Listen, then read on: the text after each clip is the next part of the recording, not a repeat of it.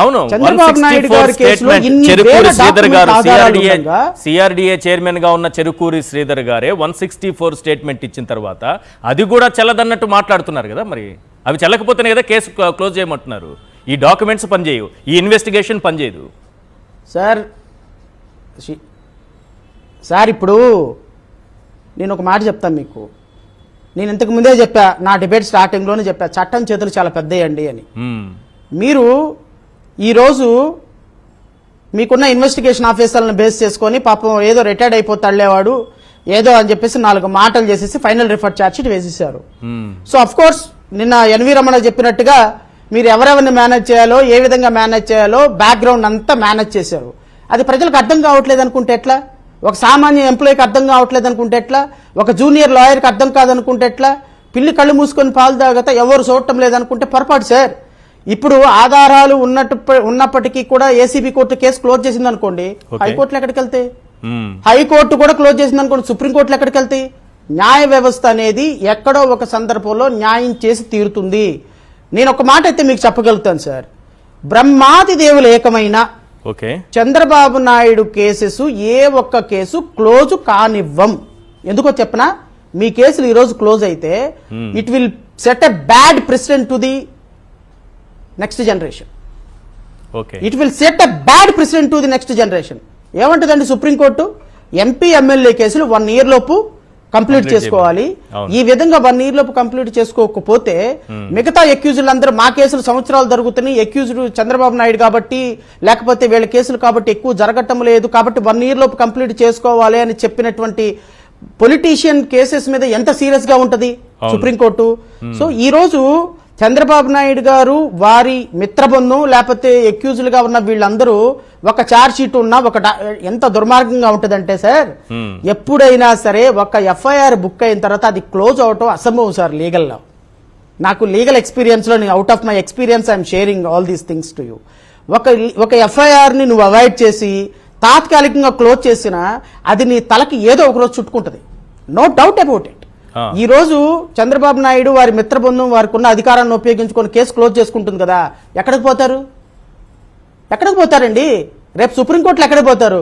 2028 ఎక్కడికి పోతారు? 29 ఎక్కడికి పోతారు? ఈ కేసులు మీరు వెంటాడితే ఎక్కడికి పోతారు? మీ శేష జీవితం జైల్లోనే. రాసి పెట్టుకోండి, మీ శేష జీవితం జరిగేది జైల్లోనే. ఇంకోటి కూడా చెప్తున్నా, ఇప్పుడు ఈ రోజు సిబిఐ ఇన్వెస్టిగేషన్ ఆర్డర్ చేయాలని చెప్తాను. నేను ఇంకొక మాట చెప్తాను. అంత కాన్ఫిడెన్స్ ఏంటి? ఇది చాలా జీవితం జైల్లోనే అని చెప్పే కాన్ఫిడెన్స్ ఏంటి?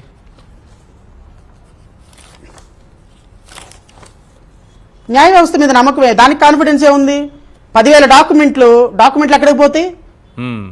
కాదు సార్, 2015లో సింగపూర్ కంపెనీని మీరు నామినేట్ చేసి ఇన్నర్ రింగ్ రోడ్ డిజైన్ చేయమని ఆ సింగపూర్ కంపెనీకి ఇచ్చి 11 కోట్లు 14 కోట్లు 20 కోట్లు మనీ ఎక్సెకర్ నుంచి వాళ్ళకి ట్రాన్స్ఫర్ చేసినటువంటి డాక్యుమెంట్ ఎక్కడికి పోద్ది? ఆంధ్రప్రదేశ్ రాష్ట్ర ప్రభుత్వానికి మీరు స్టేట్ ఎక్సెకర్కి లాస్ చేసి ఈరోజు కాన్స్పైర్ అయ్యి 120B కింద క్రిమినల్ కాన్స్పిరసీ చేసి మీరు భూములు కొనుక్కొని, మీకు నమ్ముతారో లేదో, ఇదే సిఐడి చంద్రబాబు నాయుడు గారు బెయిల్ వేసినప్పుడు ఇదే సిఐడి డిపార్ట్మెంట్ హైకోర్టులో 500 పేజీల కౌంటర్ వేసింది. ఏమని కౌంటర్ వేసిందో తెలుసా?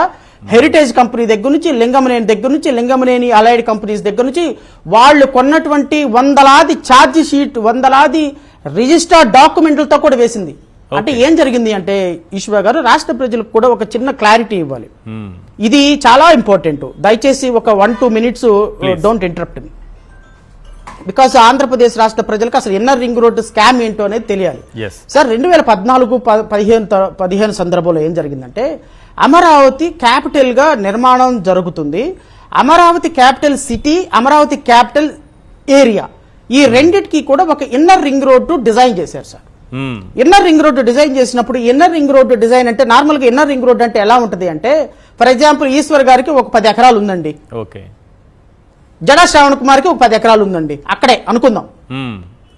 ఈ ఇన్నర్ రింగ్ రోడ్డు డిజైన్ చేసేటప్పుడు ఈశ్వర్కి ఉన్నటువంటి పొలాల మీదుగా డిజైన్ చేశాను అనుకో, 50 లక్షలు ఉన్న వాల్యూకి ఎకరానికి మీకు 10 లక్షలు వస్తుంది కాంపన్సేషన్. ఎందుకంటే ఇన్నర్ రింగ్ రోడ్డు మీ పొలాల మీద గుండా వెళ్ళిపోద్ది కాబట్టి మీరు పొలాలు ఇచ్చేసేయాలి. మీరు ఏమన్నా అంటే కుదరదు. మీకు 10 లక్షలు 20 లక్షలు మీ మకాన్ పడేస్తారు, వాళ్ళు పొలాలు తీసేసుకుంటారు. ఈ ఇన్నర్ రింగ్ రోడ్డు నా పొలం పక్క గుండా వెళ్ళింది అనుకోండి, 50 లక్షలు ఉన్న నా పొలం 5 కోట్లు అయిపోద్ది. ఓకే. అంటే వీళ్ళు ఏం చేశారు అంటే లింగమనేని రమేష్కి, హెరిటేజ్ కంపెనీకి, రమాదేవి గారు అని వీరు ఎవరు మన పంగులూరు నారాయణ గారి వాళ్ళ వాళ్ళ వాళ్ళ వాళ్ళ చుట్టాల చేత, వాళ్ళ మిస్సెస్ చేత, వీళ్ళందరి చేత ఏం చేశారంటే వందలాది ఎకరాలు కొనిపించారు అమరావతిలో.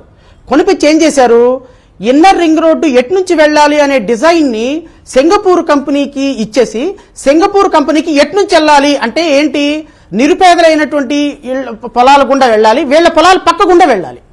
అంటే దానివల్ల ఏమవుతుంది, 50,000కి 70,000కి 80,000కి 5 లక్షలకి కొన్న పొలాలు ఈ ఇన్నర్ రింగ్ రోడ్డు డిజైన్ పక్క గుండా వెళ్ళటం వల్ల కోట్ల రూపాయలు పెరిగిపోయినాయి.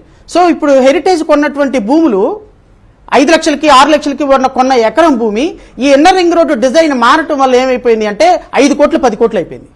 ఈ విధంగా నారా లోకేష్, చంద్రబాబు నాయుడు గారు వీళ్ళందరూ కూడా ఇన్నర్ రింగ్ రోడ్డు ఎటు నుంచి వెళ్ళాలి అనే డిజైన్ చేసి వాళ్ళ సొంత భూముల్ని పెంచుకునే విధంగా చేశారు అని కొన్ని వందల రిజిస్టర్డ్ డాక్యుమెంట్లు సిఐడి పోలీసులు హైకోర్టులో పడేశారండి. నా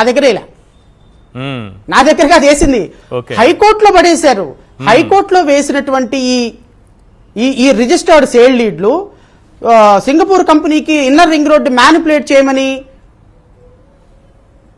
సింగపూర్ కంపెనీతో మాట్లాడిన మాటలన్నీ చెరుకూరు శ్రీధర్ సిఆర్డిఏ కమిషనర్ గా ఆ రోజున కోర్టు ముందు జడ్జి మోర్ గారి ముందు, అయ్యా వీళ్ళందరూ నన్ను బెదిరించి నన్ను ఇన్నర్ రింగ్ రోడ్ అలైన్మెంట్ ని మార్చి రాష్ట్ర ప్రభుత్వానికి ఎక్స్చెక్కర్కి నష్టం చేశారు, 2,800 కోట్ల రూపాయలు వీళ్ళు అన్డ్యూ అడ్వాంటేజ్ పొందారు అని కమిషనరు జడ్జి ముందు 164 స్టేట్మెంట్ ఇచ్చిన తర్వాత ఈ రోజు ఎక్కడికి వెళ్ళిపోతుంది ఈ స్టేట్మెంట్లన్నీ, ఈ డాక్యుమెంట్లన్నీ ఎక్కడికి వెళ్ళిపోతాయి? Is it not criminal conspiracy? Is it not causing loss to the state exchequer? ఆ నమ్మకంతోనే అంటున్నాను ఈశ్వర్ గారు, నేనేది పెద్ద లాయర్నో ఇంకోటనే కాదు, నాకు నమ్మకం లా మీద ఉంది. నాకు నమ్మకం తప్పు చేసినటువంటి వ్యక్తి ఏదో ఒక రోజు కోర్టు ముందు శిక్షించడానికి నిలబడతాడు. అది 10 రోజులైనా వచ్చు, 20 రోజులు కావచ్చు. దానా కుంభకోణంలో ఏమైపోయినాడు, ఎక్కడికి పోలేదు కదా. తప్పు చేసి ఉంటే శిక్ష చాలా కఠినంగా ఉంటుంది, ప్రాబబ్లీ డిలే అవ్వచ్చేమో.